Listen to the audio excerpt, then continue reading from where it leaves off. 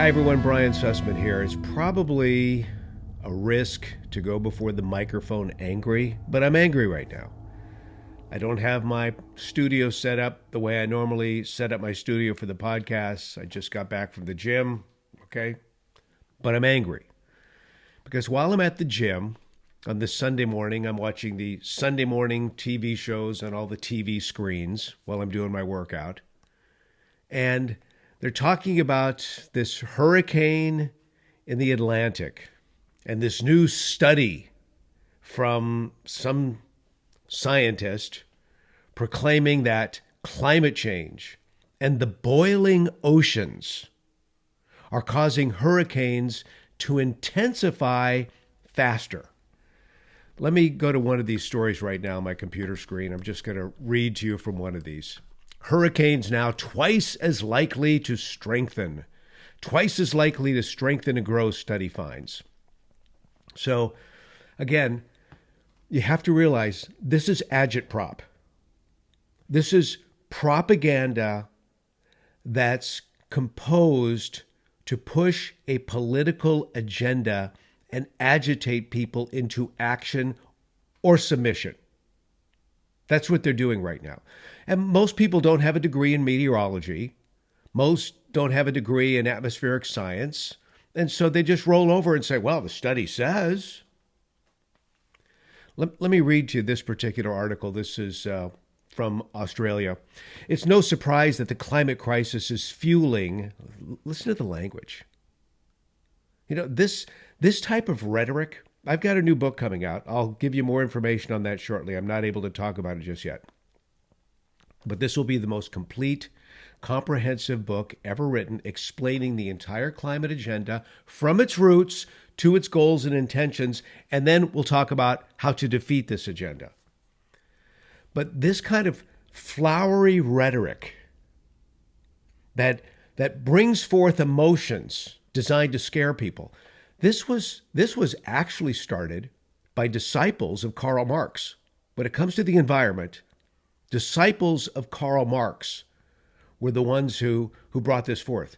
In fact, it was a direct disciple of Karl Marx who coined the term ecology.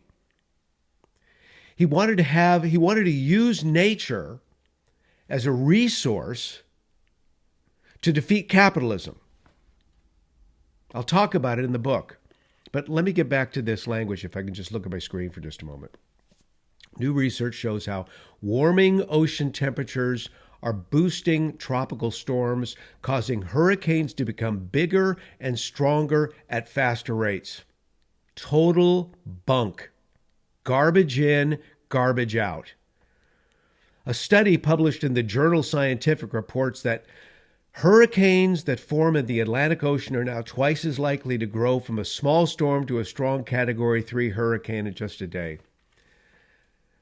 Stop the press.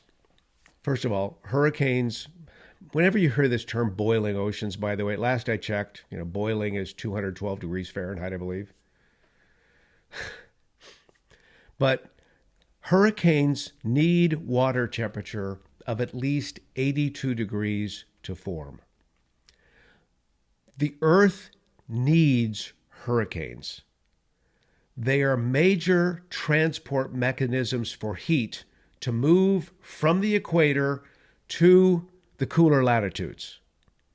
It's part of the Earth's natural temperature balance system. We need hurricanes. Yes, they can be deadly. Yes, they're incredibly scary. We need hurricanes.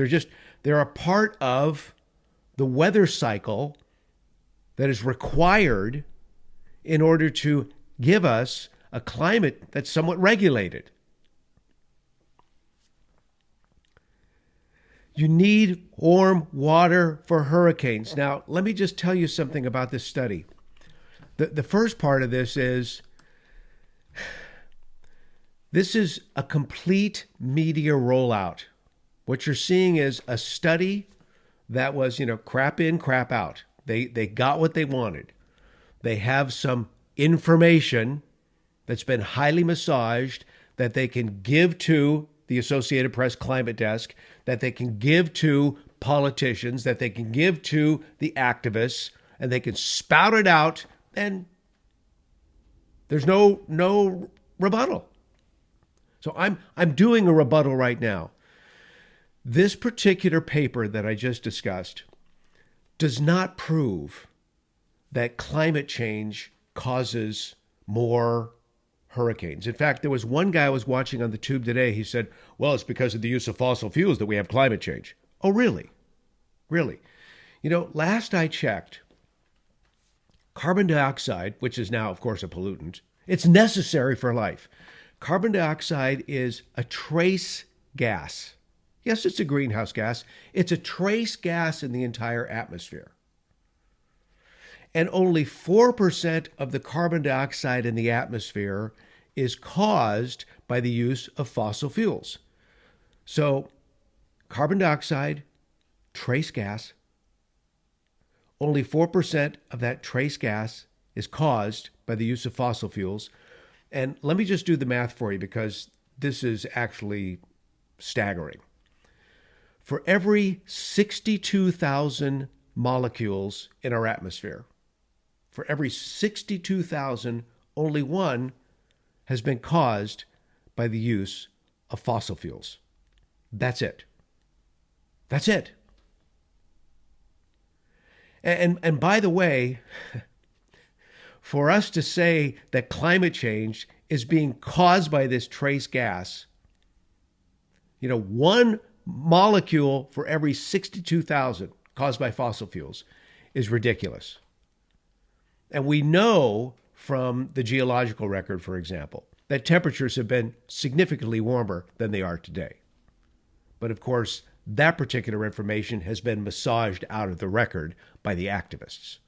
And let me just say a couple more things, because it's the computer models we keep hearing about, right? The computer models are constantly telling us that we're going to have bigger hurricanes or we're going to have more tornadoes. The computer models can't even factor in water vapor. The computer models can't even factor in cloud cover, which reflects heat back into outer space. The computer models can't even handle ocean currents, which are, again, another transportation system to bring warm weather from the equator to the higher latitudes to keep our overall climate in balance. But can I tell you something regarding this stupid study? And it is a stupid study. In the Atlantic Ocean, it's been proven time and time again that there's multi-decadal variability in the Atlantic and the Pacific, for that matter, when it comes to hurricanes. There's variability decade to decade. So this particular study looked at two 20-year periods, 1971 to 1990 and 2001 to 2020. And all this basically does is confirms that, yeah, on a decadal basis, there are changes in terms of hurricane intensity and the number of hurricanes. Other than that, the only thing we know about hurricanes when it comes to global warming is that there's no correlation between any warming or cooling and hurricane development. Actually, when it comes to cooling, there is, because hurricanes don't do so well when temperatures start to drop. Because, as I mentioned, they need water temperature of at least 82 degrees. I want to go really quick, if I could, to just a portion of this new book that I've written. And I'll give you more information about it later, title, etc., when it's coming out. But in the very last chapter, which is entitled Brave New World, I go through all the scenarios that are being planned by these leftist journalists and these leftist scientists who come to the world of science with an agenda. They want to prove global warming. They want to prove climate change. And that's not how we do science. Let me give you some headlines here. The year 2050, by the way, I'm sure as you've heard, that's the year of impending doom. Here's something from The Nation. Storm surges will have swept away coastal barriers erected at enormous cost, and rising seas will have flooded the downtowns in major cities that once housed more than 100 million people. This is from The Nation. When midnight strikes on New Year's Day 2050, there will be little cause for celebration. It'll just be another day of adversity bordering on misery. A desperate struggle to find food, water, shelter, safety. So you're saying, okay, well, that's The Nation. I would expect that from The Nation. Okay, let me give you Time Magazine. 2050. Forest fire season year-round. The warmer ocean will keep hurricanes and typhoons boiling months past the old storms. It's Time Magazine. What about USA Today? Most widely read newspaper in America. Predicts that in 2050, multiple plant and animal species will be on the brink because of habitat change and destruction. Hotter, drier, more erratic weather has hurt farmers and farming. This is the kind of stuff that they're doing on a regular basis, putting forward all this garbage. Can I get back to hurricanes for just one moment?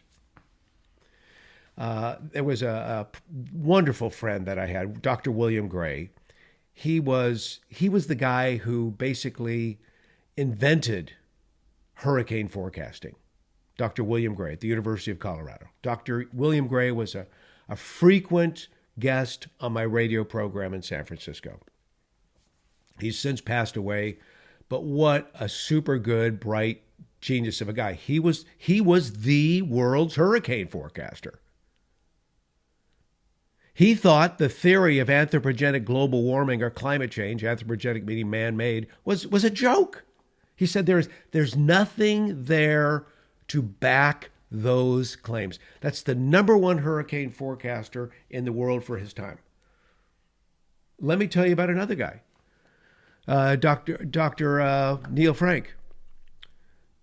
Dr. Frank was head of the National Hurricane Center for 13 years. He thinks it's bunk as well.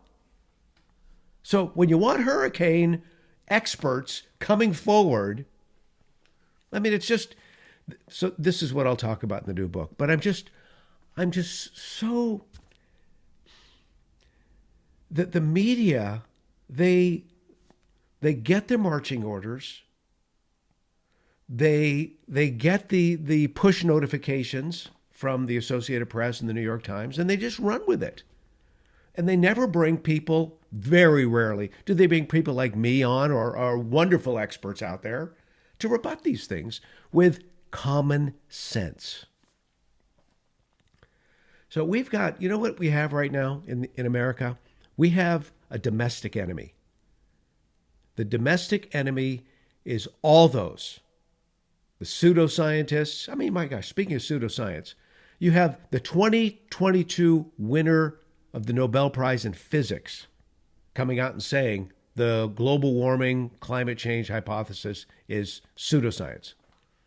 You've got all of these outlets pushing this pseudoscience, and the influencers on social media take it and run. The politicians in Washington, D.C. take it and run.